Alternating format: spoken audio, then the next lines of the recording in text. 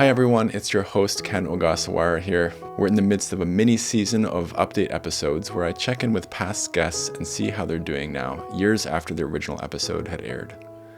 This update episode is with Wayne.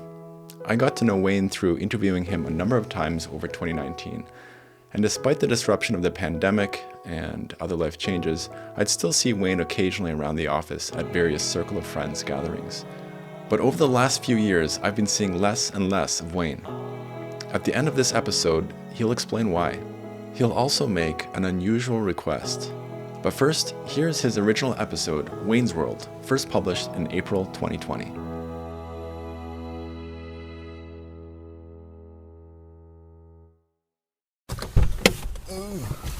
I brought him a coffee. I don't know if he'll want it, but... Hi, Kim. Hey, Wayne. I'm here with Ken. We're at the back of your building. Should we come around front? So I'll come down and get you, okay? Oh, okay, sounds good. Okay, bye.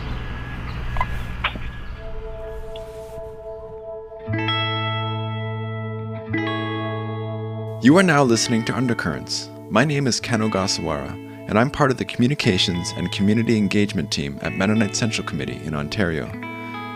This podcast is an experiment to find a new way to share the stories we are privileged to hear from our program participants, staff, volunteers, and others. Undercurrents is brought to you in part by Kindred Credit Union and the Kindred Charitable Fund, which seeks to inspire peaceful, just, and prosperous communities. This episode is about Wayne's World. No. I used to have a nickname, they called me Cecil. Cecil? Yeah. Why Cecil? Well, You're getting a little shy now, Wayne. Come on. All right. Anyways, when I was younger, I was mostly, my body hadn't caught up to me. I had a really long neck. Okay. And there was a cartoon character on... This is Wayne. He just turned 70. He's barrel-chested, with a thick head of silver hair, and when he smiles, his eyes disappear. If I were an artist for Disney or Pixar, I would model a friendly giant type of character after Wayne. And as most anyone who has met him will agree, he's impossible not to like. Wayne has struggled with depression for much of his life, and in his early 60s, it cost him nearly everything. You know, one minute you're living, you have a home and you have a job, and then next time you have no job, you have no home, it's just poof, your whole life is just gone in a short period of time, it's really scary. If I had cancer or a bad heart, then people would be more accepting of it. But as soon as you mention mental illness, then all of a sudden they put the cross up like and then everybody, they see people on TV, they're really crazy. Wayne is a participant of Circle of Friends, an MCC Ontario program based in Waterloo Region that helps support folks who have transitioned out of homelessness into stable housing. If you haven't already, have a listen to the previous episode on homelessness and the Housing First initiative. To summarize, giving homeless folks housing first and then following up with service supports for mental and physical health, for addictions counseling, or employment training gave folks a much better shot at staying housed and living a pro-social and healthy life.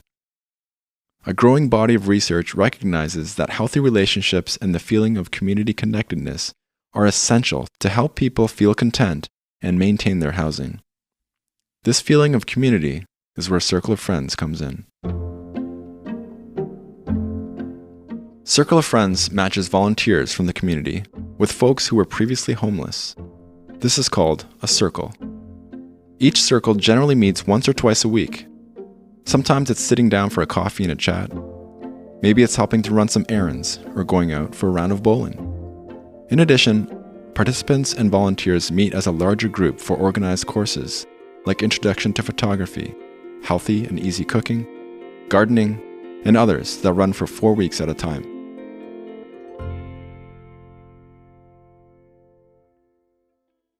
Back to Wayne. Wayne is a pioneer in Circle of Friends. For years, Circle of Friends served only women coming out of homelessness. But a few years ago, the program opened up to include men. Wayne was the first man. Anyway, so I went to my first activity, and as I walked in the door, I couldn't see one male. And you know how suddenly the room goes silent, and everybody looks at you? So anyways, so I said, well, this is a good spot for Mr. Spock to say that, Wayne, you are about to go on a journey that no man has gone on before. So anyways, for the first little while, it was difficult, as I said. I mean, I literally had one lady tell me she didn't want me to be there, which was, we can't get much more frank than that, Right. And as I was determined that I was going to keep coming back because there was no way that we get to know each other if I didn't come frequently, So I was like the bad penny. I showed up at every activity that they had, just to show that I'm here. Sorry, But I think I went to every activity there was except spa night. One of those activities was a talent show. Some played a song on a guitar, others did some karaoke. Wayne went for the classic lip sync. He reminisced about it with Kim Walker, his friend and Circle of Friends staff member. What was the song again that you did at the talent show? You Needed Me. You Needed Me by Anne Marie? By Anne Marie, yes. I cried a tear, you wiped it dry. And I rehearsed here for I had a big mirror here, but I had to move it because I had to put the microwave in. But I stood in front of the mirror with a comb with a brush and a microphone, and I'm ashamed to say, don't let me, but I had the wig on too, just to see how I looked. A lot of strange things happen when I'm alone here. So anyways, You had great stage presence. I could tell you had really rehearsed. I had rehearsed. You had choreographed. Yeah, I tried the movements, Yeah, you had some gestures. on high, and so I thought that would add to it too.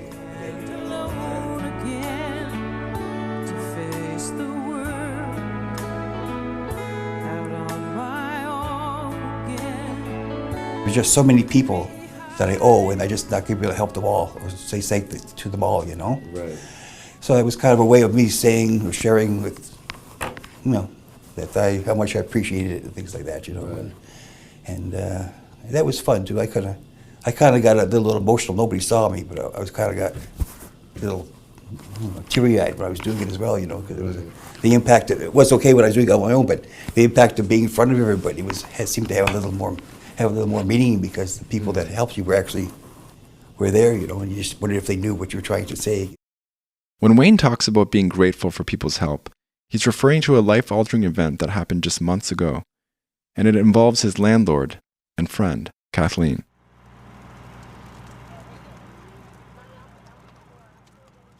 I was not home the night of the fire, but my son was. I got a phone call at 1:20 in the morning. It was persistent phone calls, and I don't wake up well. And my son said, "It's gone." And I said, "What?" And he said, "The house." I said, "Where did it go?" I don't wake up well. And he said, "It's on fire. It's burning now."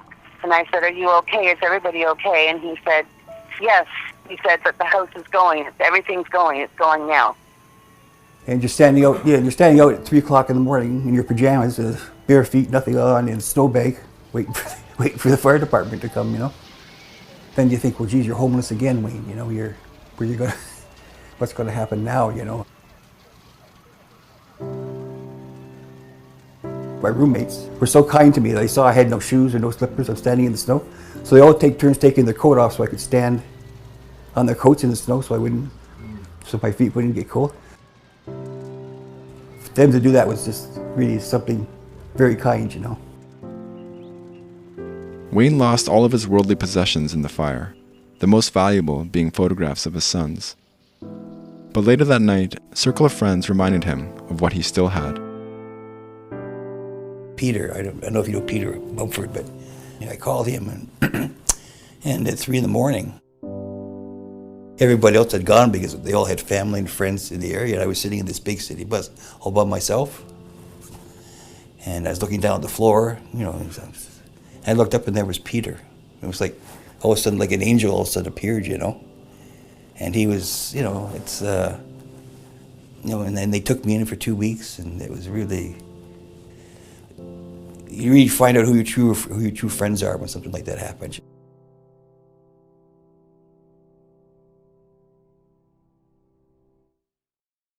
As a young boy, Wayne's father was an important part of his childhood. Wayne's mother suffered from deep depression and was in and out of hospitals and spent a lot of time in bed. It was difficult for a kid that was just, 12 or 13 not to understand why your mom was not that involved in your life, and my dad sort of had to take over that. As a result, Wayne's father became his confidant, his mentor, and in his words, his rock. Wayne shared one story of his father from his childhood that still shapes him 60 years later. So, anyways, in the neighborhood there was this kid. He must have been maybe 12, but he liked trains apparently. But he was, looking back now, I could see he was mentally challenged. And he had this big adult tricycle that he would pull a wagon behind and stick a flag on, and he would ride through the subdivision making the noise of a train. So, anyways, this is something I regret, and I still do today. But anyways, I was out in front with my dad. He finished mowing the lawn, and I forget what I was doing.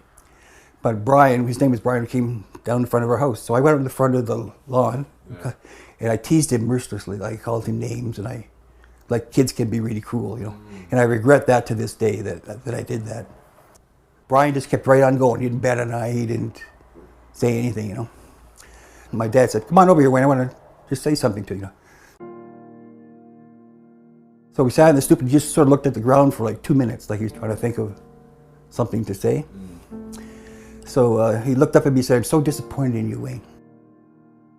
You know, I think you going to Sunday school, at least you would have learned something about how to treat people, you know. Because of my disappointment and what you've done, you deserve a couple of consequences, because I think this is a really cruel thing that you did. So your first consequence is you're going down to Brian's house alone. I'm not going with you. And you're going to talk to his parents, and you're going to tell them what you said to Brian, and you're going to apologize for that." But anyways, and then I had to speak to Brian and apologize to him about that, and said, "Well, that's fine. I'm done now. It's all over with." So when I came back home, he said, "Well, now here's consequence number 2. Starting Saturday morning, you're going to get on your bike and you're going to ride with Brian through the subdivision. You're going to ride with him everywhere."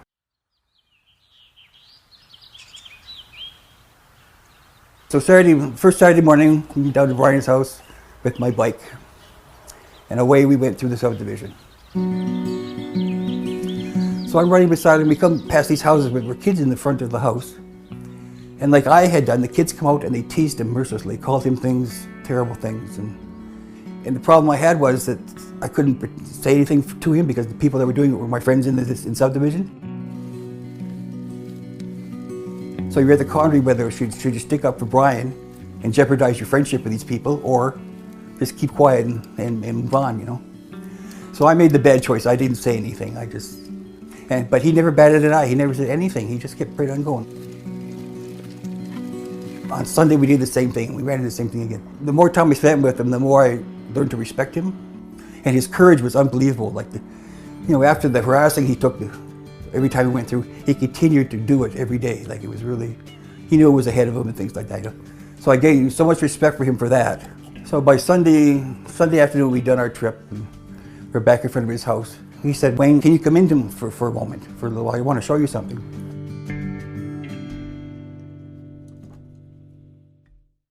He took me downstairs, and they had those houses that we lived in had huge basements.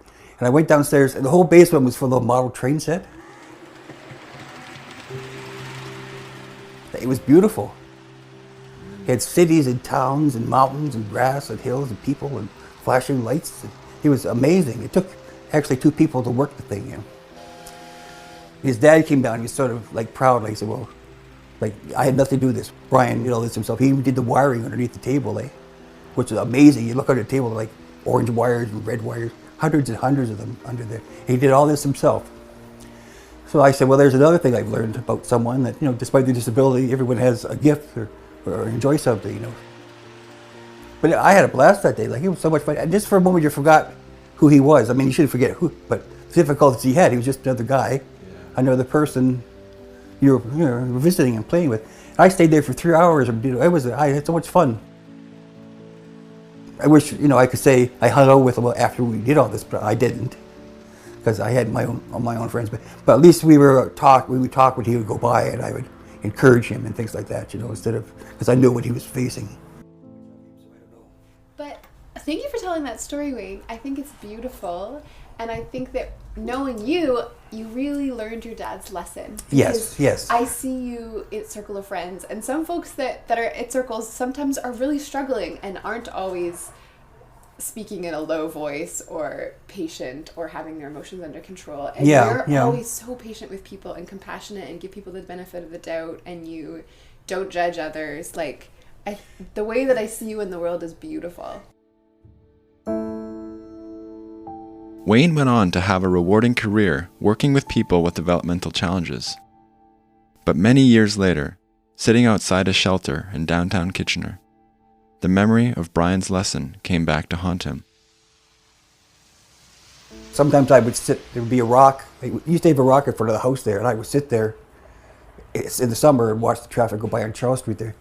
And people would, you could tell when they stopped how they looked at you, what they thought about you, you know. Like, you know, I've had people go by and tell me I should get a job and I'm this and I'm that, you know. And I said, well, you don't know me. I mean, I could be, you know, it was really a hard pill for me to swallow too, to be judged like that, because nobody knows you and yet they consider you're a bum because you're living in a shelter for a little while, you know, and you're not really, you know what I mean? So it sort of flashed me back to again with Brian, where, you know, I judged him before I even knew him, but once I got to know him, then, you know, you sort of had a feelings for him, you know.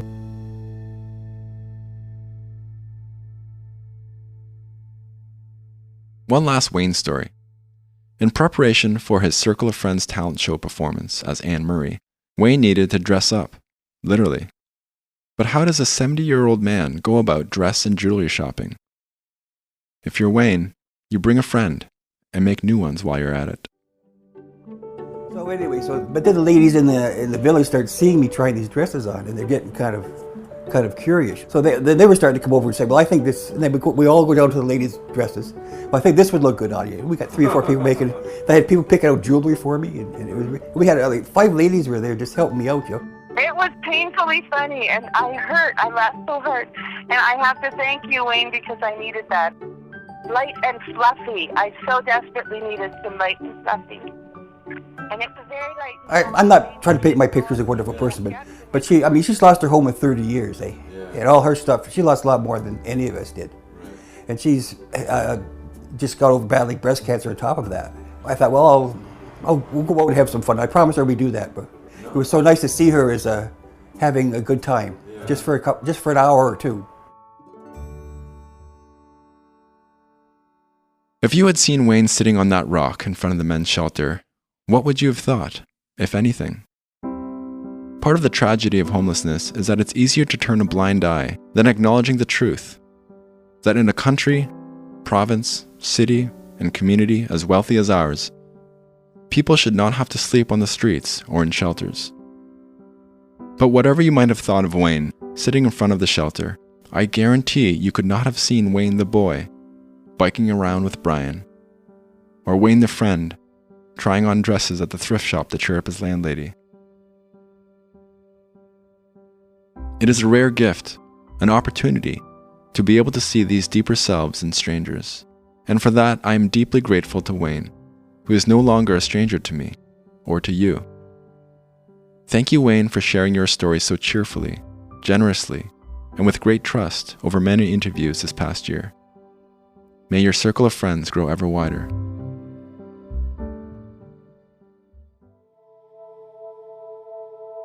If you feel inspired to volunteer with Circle of Friends and make a huge difference in somebody's life, go to mcco.ca and search for Circle of Friends. They are always short of volunteers, and there is right now a waiting list of folks waiting for their own Circle of Friends to form. If you have any questions or comments about this episode, please write to us at podcast@mcco.ca. Thank you to my assistant producer Broderick Visser for helping to pull all the pieces together for this episode. Our theme song and other original music is by the one and only Brian Macmillan. A huge thank you to Kindred Credit Union and the grant we received from the Kindred Charitable Fund for helping to bring these stories to life.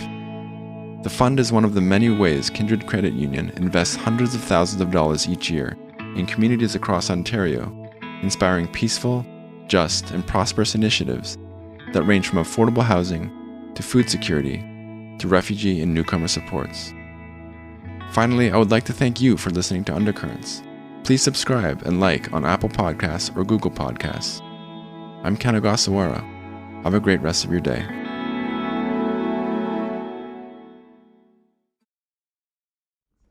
So how are things going with you?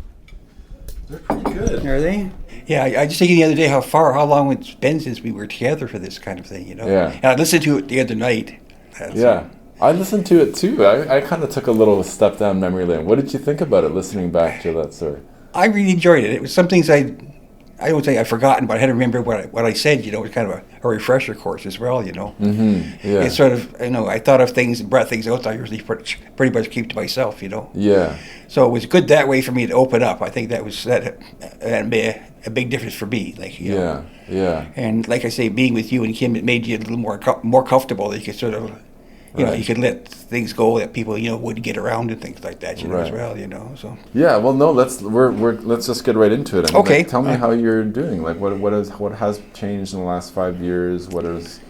Yeah. Tell me. well, it's as I've gotten older, I've had to limit my things I can do. Is one thing. I have to use a cane now because my balance is not good, Okay. and I have you know, I've had to have my gallbladder removed. I've had to have 5 teeth pulled to get new teeth, and I've had cataract surgery. So I've had all the things that come with age, you know. So it's really, so I find it's kind of inhibited the way I'd like to live a little bit. I think, you know, it's really, because when I was younger, as we discussed, I was pretty active, you know, and I was into everything, you know. But now I've had to sort of pull back the reins and be more selective on what I choose to do now. And that so includes a circle of friends. Like, it's hard for me to, some of the activities for me to get to, like if they go to Victoria Park for bird watching, I can't walk very much. I never thought I'd see the day, and I don't know if I mentioned this before, that where I'd be where I am at 76, I thought I'd be somewhere else. Like, I thought I'd be at home with, you know, relaxing and celebrating my life with my family, and here I am, you know, living in a boarding house. And I'll admit, sometimes I get lonely. I'll admit that, you know. It's really, especially like Christmases or special, like birthdays or things. Nobody really, you know, there's no one there to share them with, you know. It's just, yeah.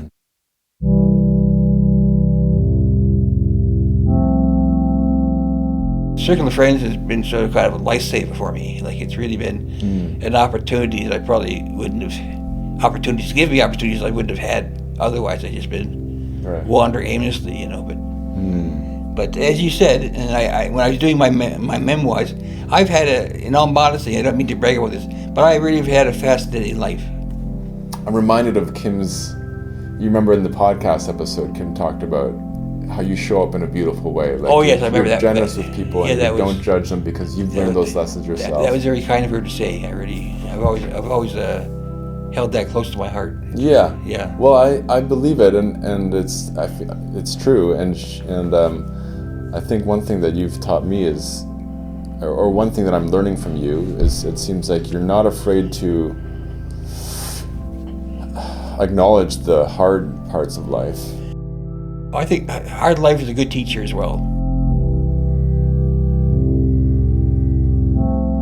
The first thing is to accept that you're getting older. And I don't like it, to be honest. I mean, nothing you can do about it. It's just, it's awful to say it. We all have to face it, but sometimes it's a darn inconvenience. It really is, you know, like, it's, but like I say, you just make do with what you can do. I mean, it's just, you know, I'm not going to run the Boston Marathon now, you know, or something like that, you know. But I have to learn that, well, I'm successful. I do a lot of good things, too. I can, you know, like I say, I can do my own grocery shopping. I can do my own laundry, and going to do laundry is a big social thing for me because people, you know, sit and talk, and you can talk to someone while your underwear's flipping around in the dryer or something like that, you know. But it's just, as I said earlier in our little talk, I just love being with people, and I'd like to talk to someone if they're accepting. Some people aren't. Some people think you're weird that you're approaching them. You know, it's really. And but other people are more. Seems like other people want to talk. If they just give it the opportunity. You know. Yeah. Well, I've learned so much about other people on the bus or in the laundromat about the life they've had, what they've have an interesting life and the things they've done too. And people are really, you know, generally very kind, and I've run into so much kindness, you know, with my cane, and I've fallen, and my grocery cart's broken, and it's all over the road, and people have come to help and things like that. You know, it's really, you like to see that there's still some kindness in the world, and it's really, to have someone help me rejuvenates that. It really say, well, there is a kind person out there. I like that. Oh, may I ask you one thing before we go? Sure. It's kind of a weird thing, and I'm sorry to be dismal, but yeah.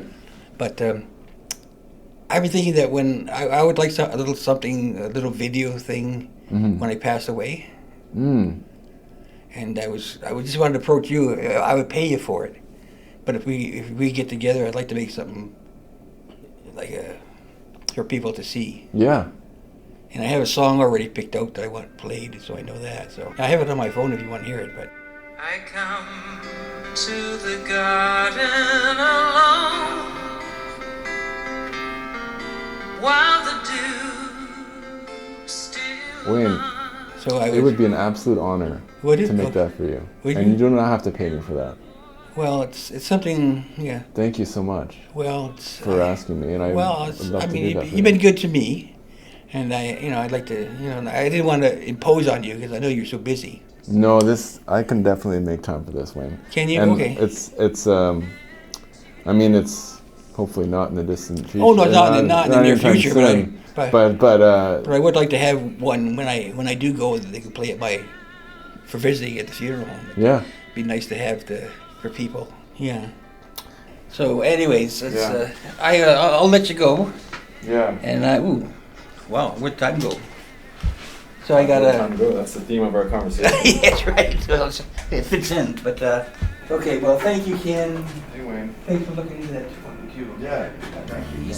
speaks, I'm gonna try some more. and the sound of his voice is so sweet. The birds hush their